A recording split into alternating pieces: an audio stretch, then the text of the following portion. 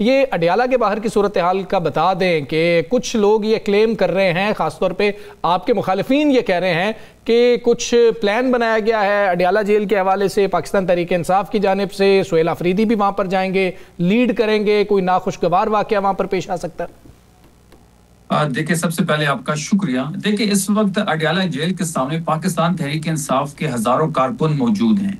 ये बात बड़ी सिंपल सी है कि आपने देखा होगा कि पिछले कई हफ्तों से इमरान खान साहब से ना उनकी बहनों की मुलाकात हो रही है, ना पॉलिटिकल लीडरशिप की मुलाकात हो रही है, और ना ही वकीलों को छोड़ा जा रहा है। हमारा तो बड़ा सिंपल सा मुतालबा है कि अगर आपने पिछली ट्यूसडे भी देखा होगा, अगर अलीमा बीबी की, नौरीन बीबी की अगर मुलाकात करवाई जाती तो वो ना वहाँ पे धरना होता, ना वहाँ पे लोग जमा होते। तो हमारा तो बड़ा आईनी और कानूनी मुतालबा है कि मंगल के दिन इमरान खान साहब का फैमिली से मिलने का दिन होता है, तो पिछले कई हफ्तों से उनकी फैमिली को क्यों नहीं मिलने दे रहा।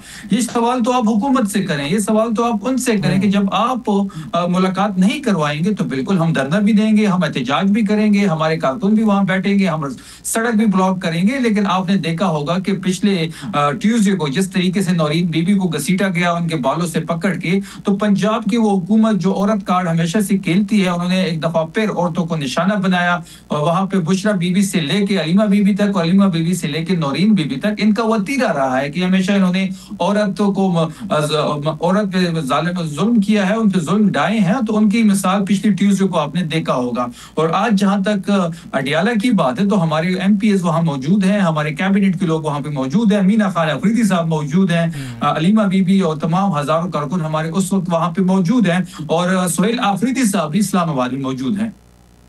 अच्छा शफी जान साहब, ये तो हो गई बात। अब ज़रा थोड़ा सा, एक तो सरप्राइज़ आप लोगों ने दे दिया सुहेल अफरीदी साहब का इलेक्शन कमीशन में जाना। कल शेख वकास अकरम साहब हमारे प्रोग्राम में कह रहे थे वो अपने वकील को भेजेंगे, इतना ज़रूरी नहीं है जाना। और बहुत से हल्के ये भी कह रहे थे कि वो नहीं आएंगे तो एक बहाना बन जाएगा और कुछ हो जाएगा। लेकिन आज उन्होंने जाके एक दफ़ा फिर एक छक्का मार दिया। आपने कानून की हुक्मरानी जो है उसको माना है और आइन के मुताबिक। एक तो ये बताएं, वो एक ख़त लिखा था आपने मरीम नवाज शरीफ साहिबा का, क्या उस ख़त का जवाब आया? और दूसरा, आपके हवाले से कहा जा रहा था कि आप इंक्वायरी कर रहे हैं कि हरीपुर के इलेक्शन में किस जगह से किसने धांधली की और आपकी हुकूमत के कौन कौन से लोग इसमें मुलव्वस है। यानी हुकूमत का मतलब है कि आपकी हुकूमत के ज़ेरे कंट्रोल जो लोग थे, जो सरकारी मुलाजमीन थे, उसमें कोई चीज़ हाथ में आई? आपने 3 सवाल पूछे, इलेक्शन कमीशन, मरीम नवाज को खत और हरीपुर का इलेक्शन। जहां तक इलेक्शन कमीशन की बात है तो कल ही मैंने कह दिया था कि सुहेल आफरीदी साहब पर्सनली जाएंगे, पर्सनली पेश होंगे, क्योंकि हम आइन और कानून के मानने वाले लोग हैं। हम आइनी और कानूनी तकाजे अपनी पूरी करेंगे। और आज आपने देखा कि किस तरीके से जब एक मुंतखब वजीर आला होता है, जो लोगों के वोट से आया होता है, जिसको पूरे एक खैबर पख्तूनख्वा के लोग सपोर्ट कर रहे होते हैं, अब तो पाकिस्तान तहरीक इंसाफ, पूरा पाकिस्तान सुहेल आफरीदी के पीछे खड़ा है। तो आज वो पेश हुए और हमें आज उम्मीद थी कि आज वहां से रिजल्ट आता, लेकिन उन्होंने फैसला महफूज किया और अगली डेट दे दी। हम अगली डेट पे जरूर आएंगे और दोबारा पेश होंगे और अपना आईनी और कानूनी हक इस्तेमाल करेंगे। जहां तक मरीम नवाज की खत की बात है तो हम तमाम चीजें रिकॉर्ड पे लाना चाहते हैं। हमें पता है कि ना मरीम नवाज के पास इख्तियार है, ना वो हमारी मुलाकात करवा सकती है, ना प्राइम मिनिस्टर के पास इख्तियार है। आपको बड़ी अच्छी तरह याद भी होगा, आपके इल्म में होगा कि प्राइम मिनिस्टर को जब कहा गया सुहेल आफरीदी साहब ने कि मेरी मुलाकात करवाई जाए, तो उन्होंने कहा कि जी मैं पूछ के बताता हूँ। कब पूछते हैं, किससे पूछते हैं और पूछ के क्या जवाब देते हैं, हम मुंतजर हैं उसके। और जहां तक खत की बात है तो हम ये सारी चीजें ऑन रिकॉर्ड लाना चाहते हैं। हमने चीफ जस्टिस साहब को कॉल्स की, हमने chief justice Islamabad high court में गए, वहां से एक ऑर्डर हम लेके आए, उसके बावजूद मुलाकात नहीं हुई। हम कंटेम्प्ट ऑफ कोर्ट में चले गए हैं। मुलाकातों की 20 से ज्यादा कंटेम्प्ट ऑफ कोर्ट इस वक्त इस्लामाबाद हाई कोर्ट में पड़ी है, जिसपे ना सुनवाई हो रही है और ना फैसला आ रहा है। और जहां तक मरीम नवाज को खत लिखने की बात है तो ये सारी चीजें हम ऑन रिकॉर्ड लाएंगे और उसके बाद हम अपने अवाम के पास जाएंगे कि हमने तमाम तर आईनी और कानूनी रास्ते इख्तियार कर लिए, उनके नताइज ये हैं, अब हम क्या करें। और जो अवाम कहेगी हम लब्बैक कहेंगे, क्योंकि अवाम जो है वो इमरान खान के साथ खड़ी है, अवाम तहरीक इंसाफ के साथ खड़ी है। और हरीपुर के इलेक्शन की अगर हम बात करें तो हरीपुर के इलेक्शन में एक दफा फिर जो 8 फरवरी को पाकिस्तान मुस्लिम लीग नून ने जिस तरीके से आरओस को मिला के इलेक्शन कमीशन की सहूलतकारी से फॉर्म 47 के जरिए मुसलत हुए और हमारे मैंडेट पे डाका डाला, इमरान खान के मैंडेट पे डाका डाला, तो उसकी मिसाल आपने देखी होगी कि हरिपुर में जो आरओस थे और जो डीआरओस थे, जो ईसीपी के लगाए हुए लोग थे, उनके नॉमिनी थे, तो उन्होंने इस इलेक्शन को मैनिपुलेट किया है। मैंने कल बड़ी प्रेस कॉन्फ्रेंस की, तमाम मीडिया ने उसको कवर किया और तमाम तर सबूत मैंने मीडिया को दिए, और मैं ये चाहता हूं कि मैं आपको भी वो सबूत व्हाट्सएप कर लेता हूं कि जिस तरीके जो हमारे पास फॉर्म 45 है, जो फॉर्म 45 जो हमने पोलिंग स्टेशन से कलेक्ट किए हैं, और उस पर जो बड़ी बात यह है कि पोलिंग जो हमारे पास फॉर्म 45 है, तो उस पर पीटीआई और नून लीग के जो पोलिंग एजेंट्स है उस पे साइन मौजूद है, तमाम फॉर्म 45 पे, और प्रिजाइडिंग अफसर की भी साइन मौजूद है। लोकल एडमिनिस्ट्रेशन का काम क्या था इलेक्शन में? लोकल एडमिनिस्ट्रेशन ने जिस तरीके से इस इलेक्शन को शफाफ रखा, वो अपनी मिसाल आप है। जिस तरीके से सोहेल आफरीदी साहब ने डायरेक्शन दी थी कि इलेक्शन साफ और शफाफ होनी चाहिए, तो लोकल एडमिनिस्ट्रेशन ने उस पर अमल किया।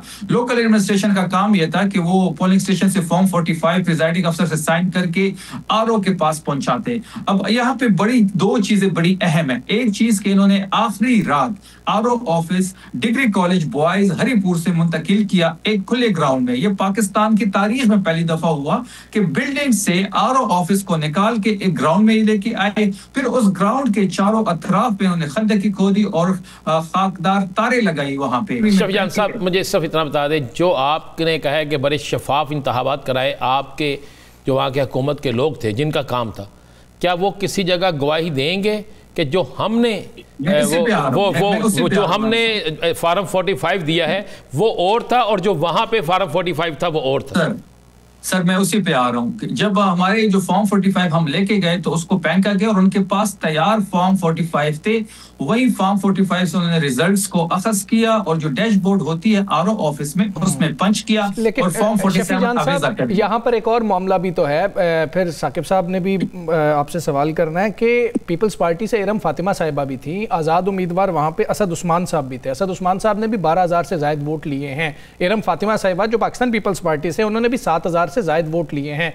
आपने उनसे राब्ता किया, उनके पास कौन से फॉर्म 45 हैं? अगर आप सारों के पास वो फॉर्म 45 हों जो आपके फॉर्म 45 से मैच कर जाएं, तो फिर तो बड़े अच्छे तरीके से चैलेंज हो सकता है।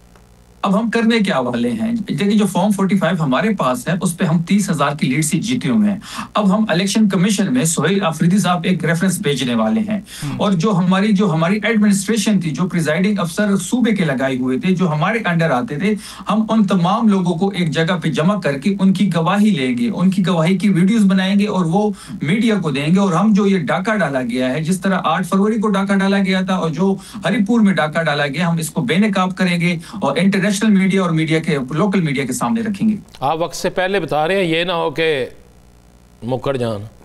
सर प्रिजाइडिंग अफसर जो है वो हमारे सूबे के अंडर आते हैं, और वो उन्होंने जिस तरीके से इस इलेक्शन को कैरी आउट किया है वो मिसाली है। ठीक है साकिब साहब। अच्छा, इसमें शफी जान साहब, ये जो प्रिजाइडिंग अफसरान हैं वो उनको डेफिनेटली एफिडेविट देने पड़ेंगे।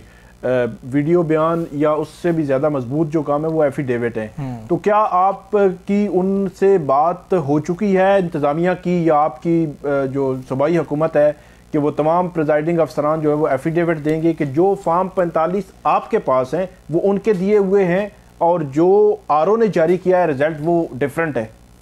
बिल्कुल जी, कल मैंने बड़ी ब्रीफ प्रेस कॉन्फ्रेंस की और सीएम साहब से उससे पहले मेरी मुलाकात हुई। हमने ये तय किया और सीएम साहब ने इंक्वायरी पार्टी के लेवल पे भी हेल्ड करने का कहा है, जिसमें क्लास 4 से लेकर डीसी तक तमाम लोगों की इंक्वायरी होगी। अगर कोई इसमें मुलविस पाया गया तो उसको सजा भी होगी। और जहां तक आप एफिडेविट की बात करें तो तमाम प्रिजाइडिंग ऑफिसर से उनकी लिस्टें हमने ले ली हैं, उनको अब जल्दी कॉल ऑन किया जाएगा, एफिडेविट भी देंगे और वो मीडिया के सामने भी आएंगे। ये इस पे भी इलेक्शन कमीशन का नोटिस ना आ जाए कि आप इलेक्शन के बाद उन पे असरअंदाज होने की कोशिश कर रहे हैं? अब तो इलेक्शन हो गया, अब हमने क्या असरअंदाज होना है? जो अब उन्होंने हमारी रिजल्ट चुराए हैं, जो डाका डाला है मैंडेट पे, क्या इलेक्शन कमीशन उस पर बात करेगा? क्या इलेक्शन कमीशन ने जिस तरीके से सहूलतकारी की है इस इलेक्शन में, क्या उस पर बात होगी? हमें पता है कि इलेक्शन कमीशन इस वक्त फरीक बना हुआ है, लेकिन हम अपनी कानूनी और आईनी जंग लड़ेंगे।